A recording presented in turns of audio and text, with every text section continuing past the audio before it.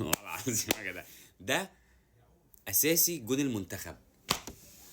ازاي يعني؟ اقنعني واقنعك، قول لي ده ازاي يبقى الاساسي بتاع المنتخب؟ يعني في الاهلي اوكي، انتوا حرين وهو حر وكولر حر براحته، هو شايف اللي هو احسن من مصطفى شوبير، اوكي.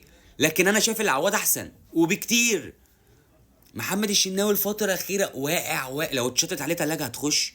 الماتش بتاع ابيجان النهارده اتشط عليه بتاع 5 كور، 2 جون وواحده عارضه، وبتاعت العارضه دي تضحك، انا قعدت اضحك حرفيا. الكوره اتخبطت في القائم وردت في الملعب، هو بيبص فين الكوره، والكوره اصلا موجوده نايم.